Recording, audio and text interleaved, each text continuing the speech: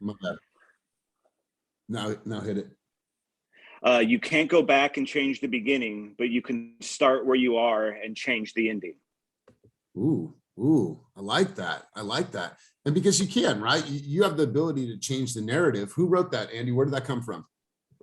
I don't know where me and my wife basically we were doing our vision boards because she does her vision board too, and we were going over it, and we both wanted this saying out of our book that we got, and we were both fighting over it. So that was something that really kind of hit home with us both. Love it, love it. And so did it end up on both vision boards? Yes, it did. It did. We made a copy of it. Yeah. I love it, bro. Good stuff. Good stuff. Well, appreciate you being on. Thanks for being on. We have another person here for their very first time, Margarita. She's a brand new agent with us. Good to see you, Margarita. Thanks for being here. And Margarita's been in the game for quite some time and created her first video yesterday. And so she's been in the game now, what's it, 6 years? 13. 13. Why was I thinking 13 years and just launched her first video? So like, that's growth in the first week of her being here. I'm sure tons of people are reaching out to you and saying good stuff, like the video. Yeah.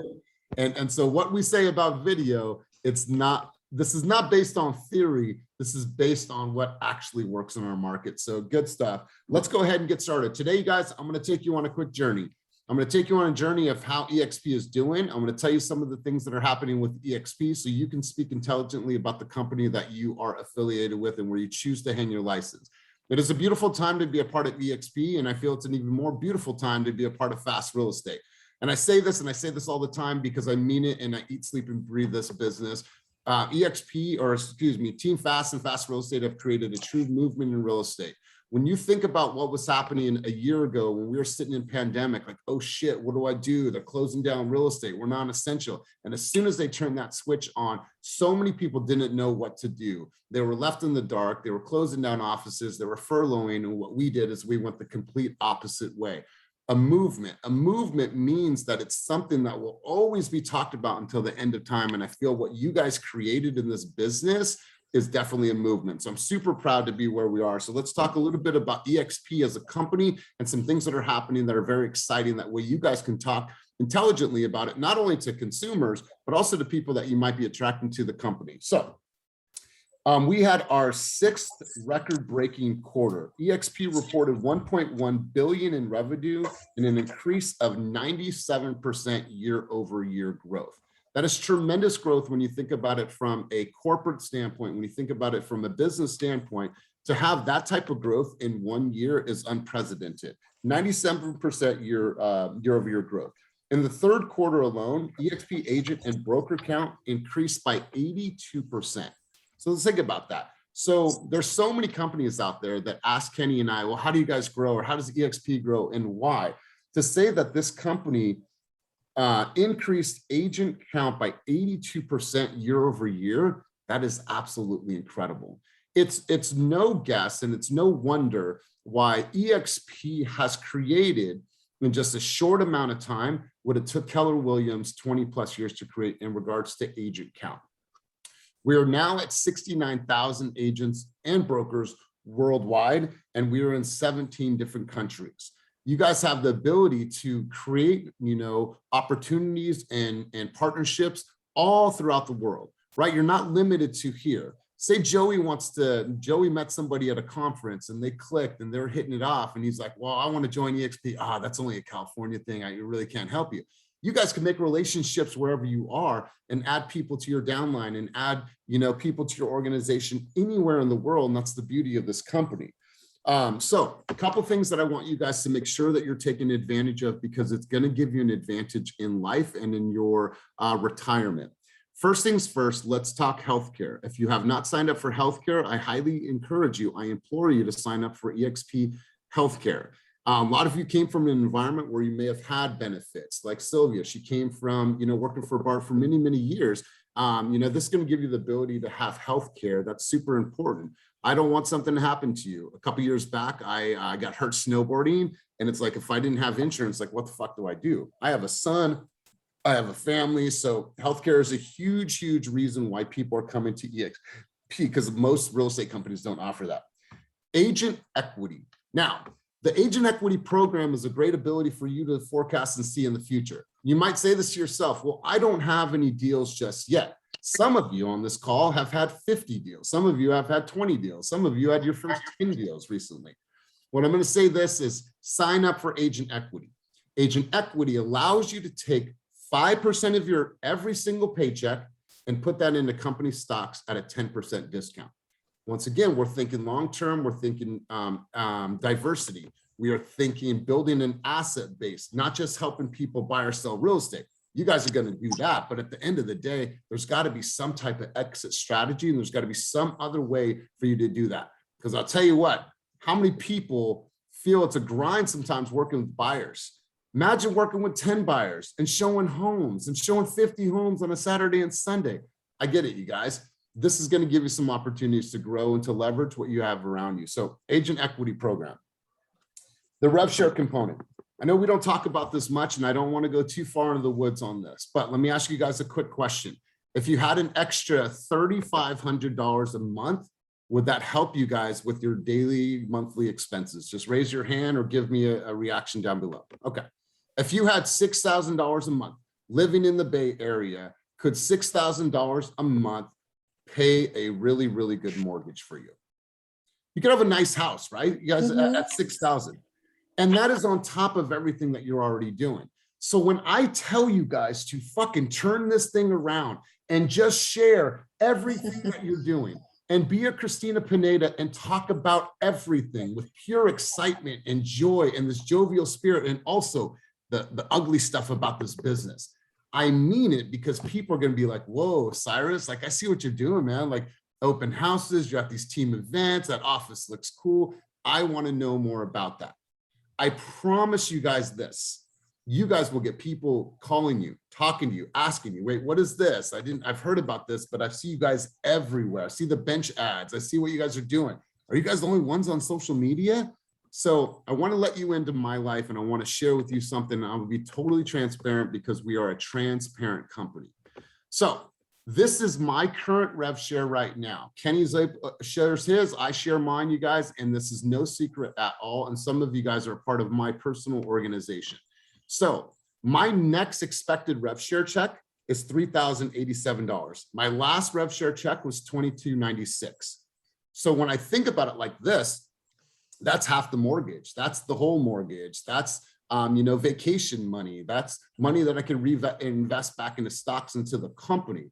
So when I talk about this, you guys, it's just an opportunity for you to truly, truly build. And the way that you build is you sell a shit ton of real estate. How do you sell a shit ton of real estate? You talk to a shit ton of people. You get out there, you document your journey, you talk, you tell people about what you do, you become a part of your community, you create social content, you are omni when it comes to real estate. I'm not telling anyone to recruit. That's not today's message. Today's message is all about just speaking about what's happening around you. Talk about your experience, and I promise you, these numbers will start to grow. I came to this company, you guys, I left $160,000 salary on the table. Kenny's like, dude, I cannot pay you a salary, but here's the vision. And at that time, I was number 26. We're over 200 people now. I was number 26, and I believed in it. I was able to leave that money, benefits, 401k, that guaranteed salary, because I believed in what we were doing here. And look at what has been created, right? And so you guys have to see further past where you are right now. See yourself in this business 5 years from now. See yourself in this business 10 years from now. What have you created? Who have you become? Whose lives have you contributed to, and whose lives have you changed? That's how I'm thinking about this. I was the 26th person. Kenny said, I can't offer you a salary, but here's what I can do. I can help you build an empire.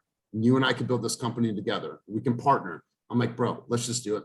I burned the boats and said, let's fucking take the island, and look at what's become of it, right? So my point here, you guys, is document everything. Start talking about it, and there's huge opportunities for you guys to make money, because I know that type of money will help you guys. That type of money will change your guys' life.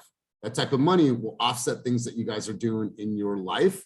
And so I highly, highly recommend that you just spit game about everything that you are doing. Spit it, because somebody along the way is going to be like, wow, I like that. You guys, I've never acquired companies before. I've never partnered with brokerages. In the last month, we've partnered with 3 brokerages, and we meet next week or for 2 more brokerages. Like, I've never done that before, but Kenny's like, go ahead, man, like, start the conversation now, right? Do your thing, right? And we're sitting in these meetings and we're sharing and we're giving, and people are like, we're taking our whole brokerage and we're coming over. People on this team, on this call, have attracted entire brokerages. Just think about that, you guys. Like I said, I don't want to go too far in the woods on agent attraction, but I will tell you that this is a great opportunity for you to build some supplemental income. Let's do this. Let's talk a little bit about the market. Hey, Elias, quick question. Go. So are you guys going to do a class on that? Because I'm definitely interested in that. I mean, right now the focus is, you know, just get really good at my craft, but definitely the agent attraction is going to be a big piece moving in the future. Is there going to be a master class on that anytime soon on the book? Yeah, so every month, Kenny and I are going to do an agent attraction class. Next week, it's actually on the calendar. We covered it in the meeting yesterday. We're doing a big agent attraction with one of the top leaders in the country. What day is that? That is on, let me go back to the calendar. So it's on the Team Fast calendar. Let me just pull it up really quick. I think it's the 19th, maybe. Yeah. And so to answer your question, Quant, absolutely. It's going to be ongoing. It's going to be static. It's something that we're doing every single month. And I think it's going to be a great advantage for you guys. So let me see here.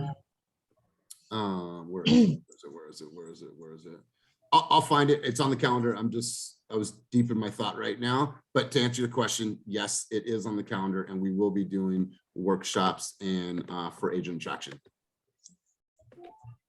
All right, so let's do this, you guys. Let's talk a little bit about the market, because I would be remiss to not talk about the market on Wednesday, because this is the day that we talk about the market.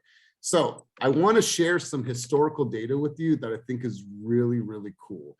So I pulled up some things here. I want to share this with you here. Where is it? All right. So let's just take a look at, let's say detached homes, and I'll download this. So this is single family homes. And I just want to pick a market that is a crazy market. Let's just pick Danville. All right, so what I did is I was just looking at these numbers, kind of getting an idea of days on the market, 14 days. Average sales price was about 7.75% of the average list price. You could see here months of supply, average sales price, medium sales price, so on and so forth.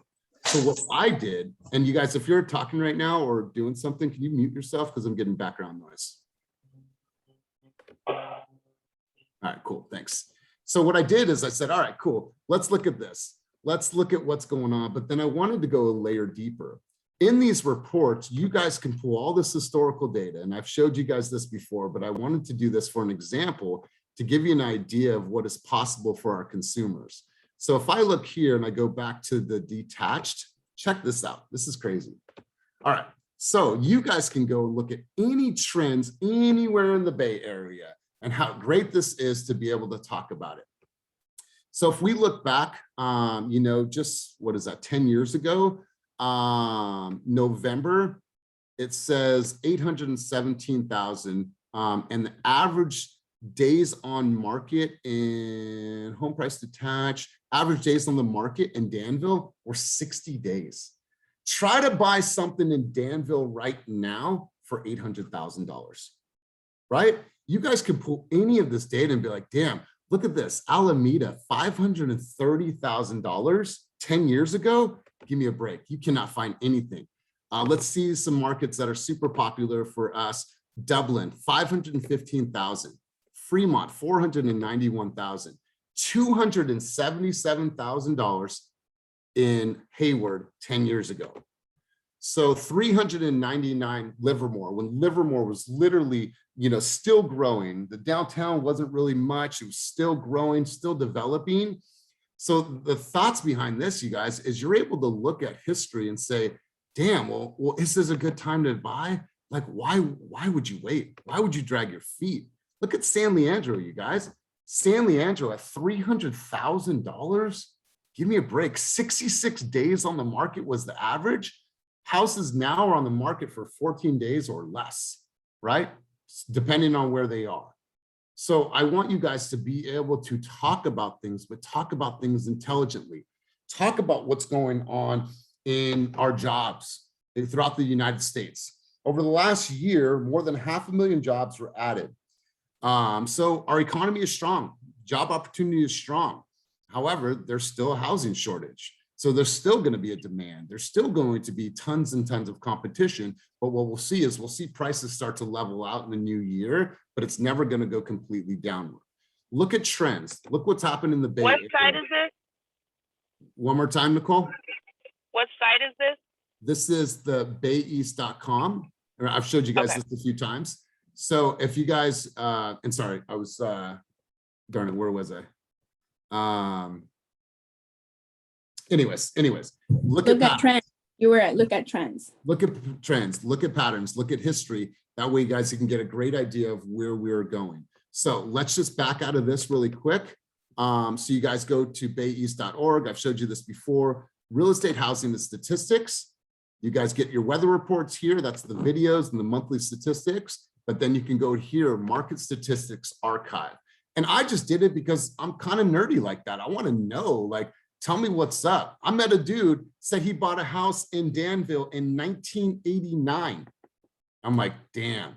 He purchased this home for like $220,000. His house is worth over $2 million now. That's grandbaby money, right? That's great grandbaby money. So you guys can look at the market in completely different ways, look at trends, look at history, look at patterns. And so I wanted to share that with you. Make sure that you guys are staying up to date on what is going on, but also looking at history and looking at trends and looking at things that has gone on in the past. Let me share something with you. We did this in our State of the Union address, but I wanted to make sure that I shared this with you guys right here. All right, so I want to share with you guys this report, and this is our top 30 agents by volume. And I wanted to share with you a couple of things and why this is important. A lot of these people are not veterans in the business. A lot of these people are still new in the business. And I want to share with you what's possible. And let's just go through some of these names. Joaquin left corporate America this last year. He was working for a nonprofit. He decided to go all in real estate, and he's having the best year that he's ever had. And he's in a market where the prices are a little bit lower. He's done $6.6 million in volume just this month alone, or excuse me, just this year alone. And that's not even including what he has pending. You look at Juanita Rivera. Juanita Rivera was told, no, she can't do it. She's too short. She has an accent. She's not going to be able to do it. She's not going to be able to succeed. She can't be a top producer. She's done $7 million. Now she's creating video. Now she's taking her business to new heights, and she's done this without video. Think about what's going to happen now that she's creating video. Kevin Magna is a true success story. He is the data dude, has the family in San Ramon, had some struggles early on, and has now found his stride, and he's over $8 million in production. Will King Wanawaku. So Will, first year in his business, he's done 27 deals. This number is now over $1 million. First year in the business. Dude was an immigrant, a gay immigrant that lived underneath the fucking stairs and worked part-time as a fucking server at Osha Thai, and would save his meal so he had something to eat at dinner time, got married, bought a house, and now is on a roll, right? And he's okay with who he is, and he's happy.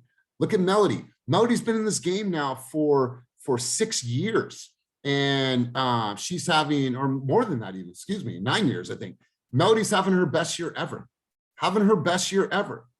Run on, left corporate America, moved from where she established herself and moved to Livermore, and is having an amazing, amazing year, one of our top producers.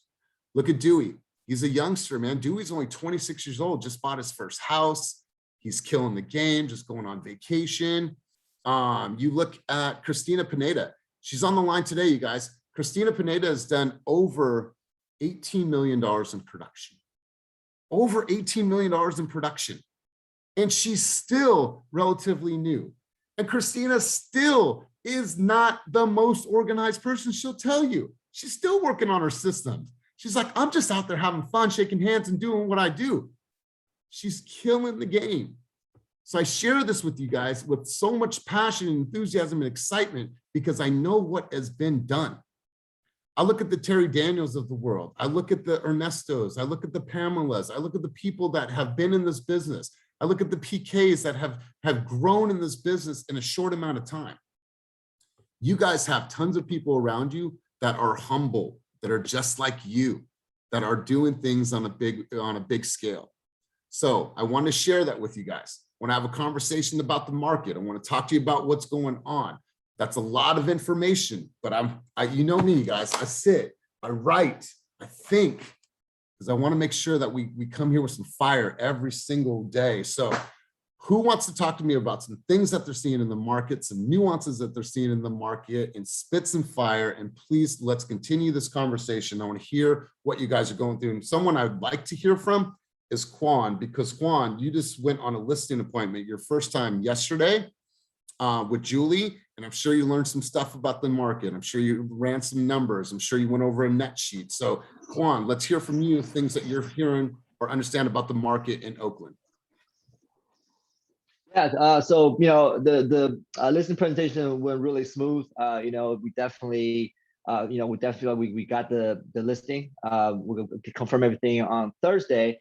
And in terms of the market right now, we definitely noticed that everything is softening up a little bit, right? So we just I've been on the buyer side more, and I just closed a deal for my buyer with Jay on the other side in West Oakland. So where we are right now for this listing is more like downtown Oakland, and definitely the market is softening. We're not seeing as much competition, and from a pricing standpoint, there's still appreciation, but they're not as high. But so right now the big thing is whether or not that's because of seasonality or there's an actual trend change. So that's something that's to be determined. For this particular property, we're looking at listing in more towards of spring of next year. So we're definitely going to be doing the pocket listing, and then just really keeping our eyes on the trend, because what the Fed's going to do in terms of the actual the 10-year yield and just overall interest rate is going to play Beautiful in all right. Hey, what happened with the market next year. So we're just keeping an eye on things right now. We're losing you a little bit. But if you can go to a spot in your house where you have that service, I want to ask you a question. What was the pricing strategy? Like, how did you guys really determine that? What was that communication with the seller? Whether you were listening to Julie or whether you were speaking, how did you guys come up with that strategy for pricing? Sure. So because of the unique characteristic of this particular deal, right? It's zone for mixed use. It's storefront, office / residential. We looked at it. We looked at 3 different data sets. We looked at the residential. We looked at commercial, as well as from an investment standpoint. So in other words, we looked at just regular residential. We look at pure commercial storefronts, and we also looked at cap rates. What would an investor evaluate this property based on cap rate, NOI, and how would they actually evaluate the property? So those were, and then we basically kind of backed up, and because I already had an initial conversation with the sellers, and they already gave us they gave me an idea of we could actually, all these things that we can back up to what they want to get. And we came pretty close to it, so and then we gave them their net sheet in terms of what we think the range is and kind of what that sweet spot is. So yeah, I think that they're happy with it. Yeah. So hearing Quan called me yesterday. He's like, "Hey, you got time to role play the listing presentation?" I'm like, "When did your listing presentation?" I was like, hour and a half. I'm like, "No, but you're with Julie, so you'll be good." But like hearing him now after one listing presentation and hearing Julie speak, dude, I know that you walked away feeling like, even more prepared for your next listing opportunity. So Quan, spitting some fire, love it, absolutely love it. I want to hear from either Terry or Pamela. You guys have a really, really good understanding of what's going on in particular areas for new dev, new projects that are going on, new housing opportunities that are coming available. Pamela, I'm actually moving close to you. I got a place right. I can look at the welcome center from my place. Yeah, so you got me. You got me. So let's have this new dev conversation. I know that that's an area where you guys are really putting a lot of focus. So why don't you spit some fire about some things that you're seeing?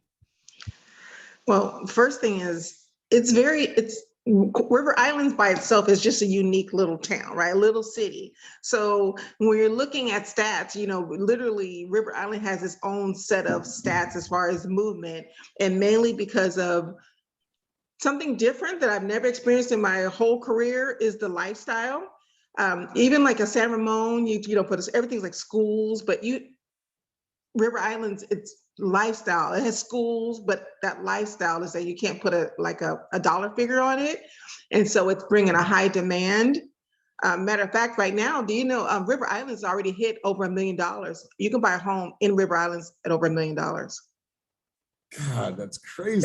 It's like crazy. So, you know, when I'm having a conversation with someone that's looking in this area, like I said, it's a very unique situation because your new build is going to be totally different than even your resale. So resale is, I would say, more aggressive than rebuild because, I mean, the new build, because people want to get in now. They don't want to wait 8 or 9 months. They want in now. So there's a high demand there. No one's trying to move. No one's trying to leave River Islands. So it's very rare that you're going to be able to get in and at an affordable price point. Right. Well, I'm looking forward to having you over for dinner. Now that we're neighbors. Like I've been driving around, I'm like, I cannot believe how big this place is. And then the river, there's trails and everything, but we'll have that conversation. Okay. But yeah, I'm stoked. Let's hear from the New Homes lady. So Terry has the moniker New Homes lady. So Terry, let's talk a little bit about new dev and things that you're seeing in the markets that you represent. I'm going into River Island, so I'm learning a lot more about that. But new home development is just new home development everywhere. It's a matter of educating a client on getting in at the beginning. And people always say, what's the beginning? And most people think it's when the models hit, but it's prior to that. Because of the low housing inventory, people are jumping on new home development at interest level. That's basically when you see on the dirt, you basically see the builder putting a tag out there that they're coming. The buyers are already getting on the list. So I always suggest to people, educate them on the floor plans, educate them on different elevations, and make them decide now. Don't wait for the models. By the time the models hit, the list is way whack crazy. I love it. I love it. Who else? What do you mean by elevations? That's so basically when people are buying new home developments, it's similar to resale. The way the new home developments sell the properties are by the determination of the city on what the front of the home is going to look like. So even though you say, I want to buy it, you may not want a farm style house look, or you may not want a mission style look. So you have to be clear on what that house is going to look like without even seeing the model. So basically educating them. The ideal is to get in the door at the lowest cost. If you buy at the beginning, you get the lowest cost. For example, when a lot of those homes, even in River Island, when they started, those base price, what, Pam, 300,000, and now 250. So I'm saying buy at the beginning means you get to get in the door lower. So you don't even have to stay in these homes 5 to 7 years. You could just keep moving up and just sell that house and move up to the next one. I mean, that's always the intention when you have someone buying new home development. You want them to grow their equity. And it's like fall in love with the house, but that's not going to be your forever house. Because when you buy a house, you're supposed to be also thinking financial, that you keep moving the wealth legacy up and don't get stuck with living there for 30 years. You want to increase and keep increasing your money. And that's put that for sale sign up and move up to the next development. I love that. You know, I talked to quite a few people the other day, and a lot of people were buying the houses, not concerned about the tax implications for the first couple of years if they're not going to live there. They're like, we're buying this as a retirement home, so we're going to literally buy it now, sit on it for the next 15 years, and then move into it once we retire. So many people are doing that, and it makes sense, right? So I saw a hand up. Michael Spivey, go ahead, brother. Yeah, I also wanted to add on top of Terry's another tip when the new homes are on the earlier side. So this is before models are built like that early of the stage. And so they have, you might see the VIP list or interest, whatever that early list, whatever they want to call it. With that, contact the sales reps or online sales reps and find out if you go to their lender and get a soft pull on the approval, that might give you a jump on top of the people on the interest list. So for example, there's a property, our community that's coming out in mid-December. 1 week before the grand opening, they're doing a pre-grand opening for people that are on the interest list early. But if you were to have a soft pull done on the approval, even when they get to that grand opening list, or excuse me, even when they get to that interest list, you'll be a step ahead of those people that even started before you, because you have the soft pull from their lender. And then when the actual pre-grand opening starts, now they'll do a full pull, but at least you'll be able to skip the list. So that's one tip you guys might be able to take advantage of. Just wanted to add that on top of what Terry put. Man, I love it. And man, hey, congratulations to you and Run on getting in the contract, bro. Congrats. Thank you. Thank you. Let's hear from Melody. Melody is representing a very, very important client right now that happens to be in one of the most challenging price points for that area. She's experiencing heavy levels of competition. So Mel, I know that you're deep in the thick of things right now with your particular client. Do you want to speak about this for a moment? Mel going once, Mel going twice. Okay, perfect. We will move on. Anybody else want to spit some fire about some things that are going on that they're seeing in the market?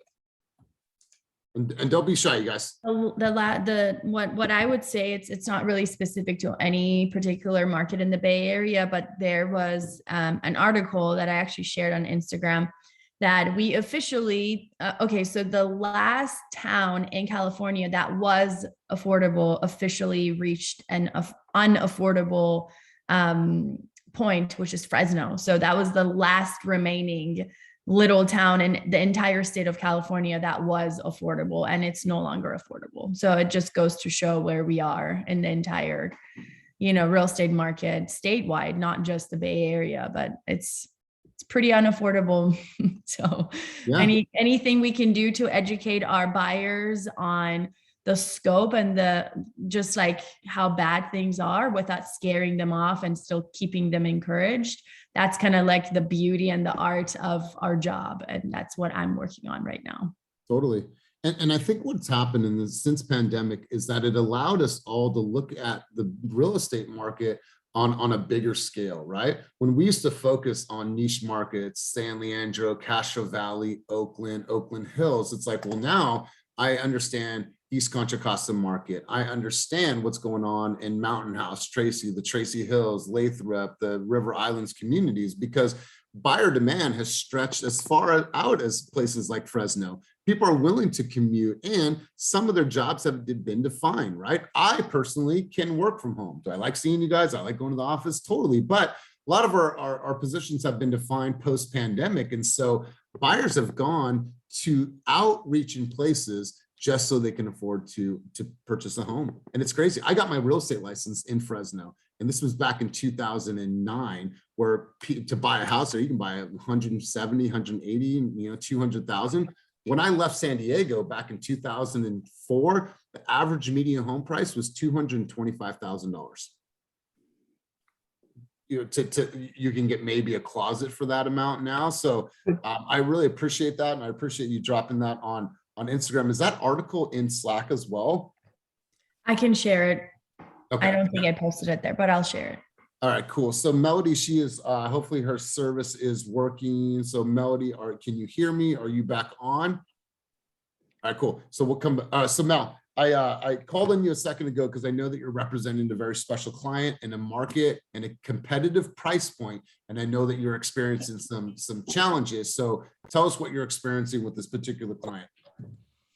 Yeah, so I think that it's interesting because I do a lot of videos on, sorry, I'm walking into the office right now and I don't have service in the elevator.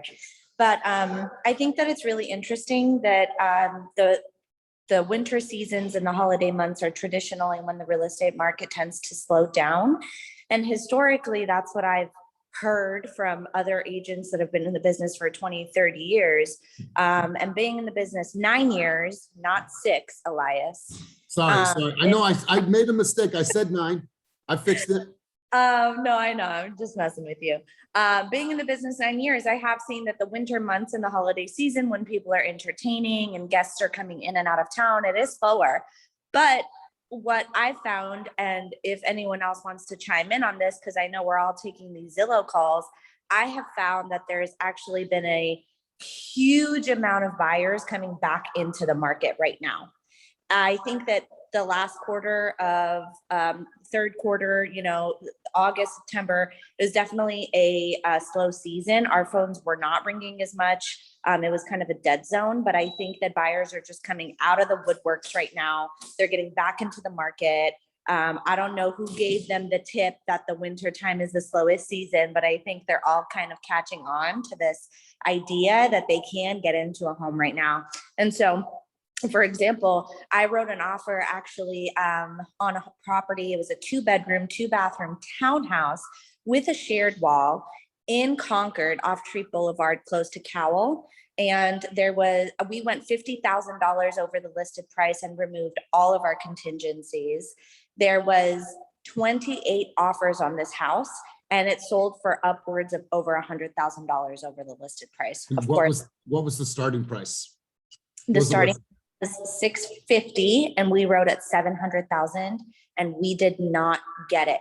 The email, it was a Keller Williams agent that I actually know, Jason Moon. The email that he wrote to all of us was, "We are shocked at how much this house sold for. We were not expecting this. It is significantly over the other offers." And we wrote 50K above. So of course we won't know until when it closes, but I'm really interested to know what that house did sell for. 2-bedroom, 2-bathroom townhouse, you guys, in Concord. I wrote an offer just last week in the Antioch market, single family home, super, super cute little neighborhood over there by Deer Valley. We wrote 75K over the listed price, also removed all of our contingencies. This house sold for, it was listed at $629. Okay, we wrote at $680, and we did not get it. So, and there was, by the way, there was 11 offers on this house, 11 offers, and we wrote significantly above in the Antioch market. So, I think that the market is absolutely heating up right now, and you just have to be really educated on the market when you're advising your clients and even yourself. And just kind of know your numbers, because a lot of times what I have found with newer buyers, buyer fatigue is real, and it sets in super, super quickly. And so you have to set your clients up for success and have those hard conversations of, back to what Elias says, and I love using his phrases sometimes because they're just like so real. You have to be willing to take some knocks on the chin.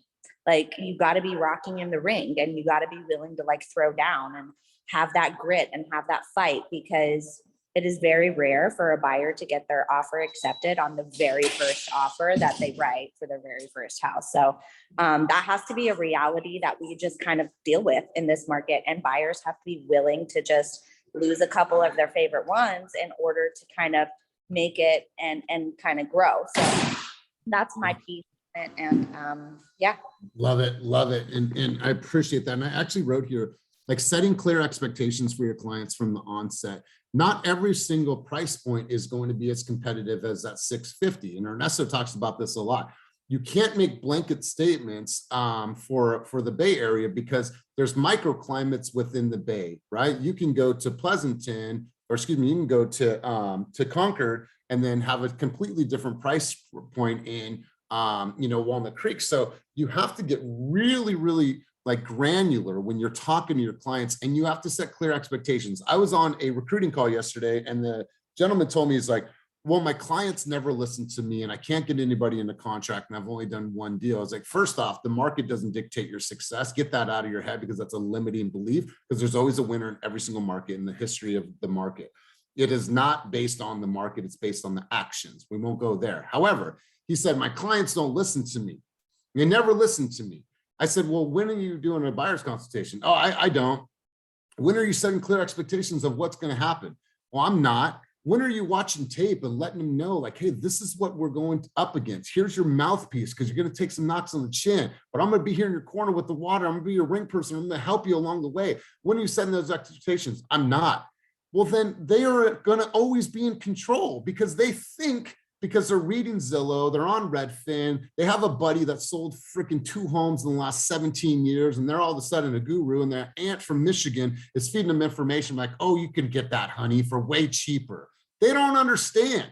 It is your guys' responsibility to do 2 things in this business: lead and teach. And if you do those things properly, then a client's going to believe you. They're going to understand you. You're going to share the data. You're going to hear shit that Melody just said. And then when Sue Garza has a client that is looking for a condo in Concord at 650, and their clients say, well, we're going to offer 670. She's going to be able to tell them, you're out of your mind. You know why? Let me share some things with you that I know what's going on in this local market to help educate you on why that is not a great strategy and how we're not going to win. So I love this conversation, Mel. Who else has some thoughts, some insights, some patterns that they're seeing in their market, offers they've written, listing presentations? Who else has some insight that they want to share? Anybody? Oh, can I say something? Yeah, you don't even have to ask. Go ahead. No, this is kind of crazy because Michael, we were on a group Zoom meeting with one of his buyers, and it was interesting because she is moving to Stockton, but she wanted a certain location, the closest to to the Bay Area. Just knowing that Stockton, the couple of exits makes such a big difference if because your commute is to the Bay Area, and that was like number one what she was looking for, not neighborhood, but that exit and how that is gonna. And I was like, okay, it's kind of that's how far from the Bay Area to Stockton, how it's hitting. Yeah. I'm about to close next week on a KB home in Stockton. We got in contract with them. It's 9 months ago, and there was nothing. All it was dirt. They got to choose their piece of land. They got to be there when the foundation got laid down, and they were in the first phase, like you guys were saying. So they were first phase. Well, since then, there's been 3 other phases.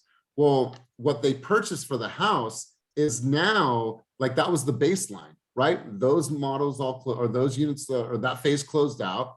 Now the second, third, and so on and so forth. So they automatically move into a home that has instant equity because they were the first of the Mohicans. They got it when it was literally nothing. They got in at the ground floor. And so these people are in their mid 20s and are already sitting on tremendous levels of equity already, right? So absolutely love that. Let's hear from Margarita. Margarita, you're in San Francisco, so you're in a market that is crazy town. It is a completely different microclimate. So what are some things that you're seeing on your end and some patterns that you're seeing on that side of the bridge? That's a boomer moment, we call it. You're muted. Sorry. Definitely a shortage in inventory. It's always been like that way in San Francisco. So which means, like, on our end, there's a lot of micro, neighborhoods as well. And it just depends where the client wants to buy. Some of them go for over asking over 200,000. Sometimes they go over asking 500,000, and I don't really see the market. I agree totally with Melody. I don't see the market calming down at all. I see a lot of buyers. I see a lot of movement. I see a lot of for sale signs. So definitely it's moving, and I'm blessed because that means that keeps us busy, right? So That's right. Good stuff. Austin, let's hear from you, bro. And by the way, Austin, love your content lately because it's been super, super educational. And let me ask you 2 questions. First off, have you seen a higher level of engagement on your social since you've been creating these videos? Oh, absolutely. I think in the last week, I've probably gotten at least 40 more followers. So, I mean, it's definitely growing. I mean, a lot of them I think are from the team, but that's still one more share, and it kind of just slowly kind of building on that. Dude, I love that, bro. And like, hey, 40 more eyes on you, 40 more reach shares, 40 more, like, dude, love it. So you're in a very, very special market. Berkeley is one of those microclimates. It is unlike most communities in the Bay Area, and Berkeley just like San Francisco, is always going to be in demand because it has this artistic feel. There's so much history in Berkeley and the university. So people are buying homes and are willing to drive money because they have these kids that are coming from all over the world to come to this school. So Austin, what are some things that you're seeing in your particular area? Honestly, I mean, Berkeley is, I feel like every time I look at the MLS, there's 3 more houses that are put on the market there, or sold, sorry. We definitely have a shortage of houses being listed. I mean, I think there was 12 in the last 10 days and 24 that got sold. So it's every time we put one on there, 2 or 3 are flying off the shelf. And I think it's still like 13 or 14 days on market is the average. So, I mean, it's a very, very competitive little area for sure. For sure. And so for you, how are you coming up with this content and this educational series that you're doing? So part of it was just kind of picking brains of other agents. I'd go in the office and just kind of talk to people, try to get some insight. And other than that, it's just things that I've learned during my first few months that I've been like, this is kind of important. I should probably jot this down. And I've been pulling out my notes from whenever I was actually doing the classes and stuff, and just trying to pull as much information as I can, because it's stuff that even though we do it daily, it's like nothing to us, people who've never done it. It's definitely a little bit more of kind of a culture shock to hear some things. So I've been trying to just pull information that when I didn't know, I found it kind of valuable. So hoping that I can give some value to other people as well.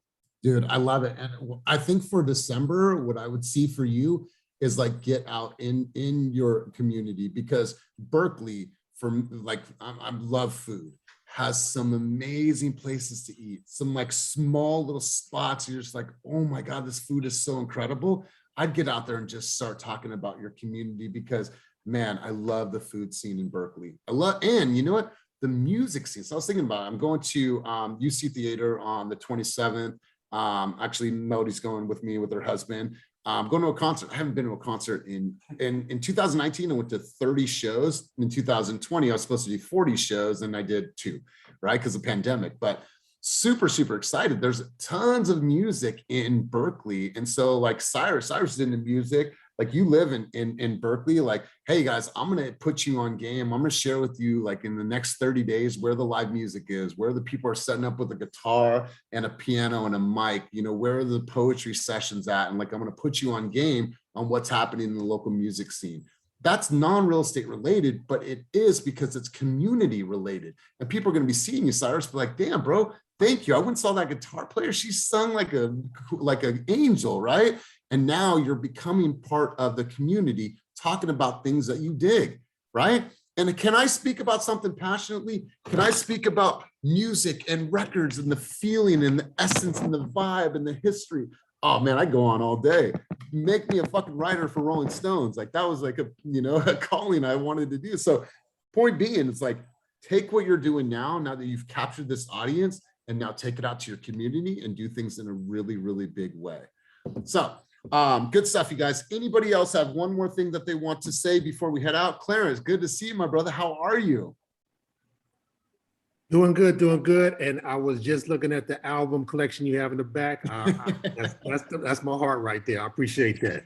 Yes, brother. It means the world to me because of how it makes me feel. And like, it's like literally, you know, I listen to music all the time, especially on Saturday and Sunday. It's my routine, coffee, music, and reading. It's just been my thing. So Clarence, bro, you've been in the game for a while. Clarence is brand new. We formed a partnership with him and their entire brokerage. And so Clarence, like, let's hear from you, my man. What are some things that you're seeing in your particular market?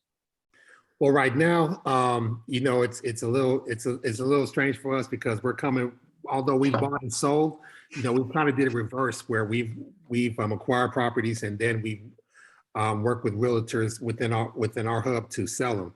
So now it's going to be kind of flipped where we're kind of giving the realtors more options to get out there and start doing it. So coming from an investor spot, I mean, it's still busy. I mean, trying to buy properties that are undervalued and people are in the game, whether experienced or unexperienced, are overpaying for them. And we're looking at the bottom line and say, I don't see how you're gonna make a profit on this.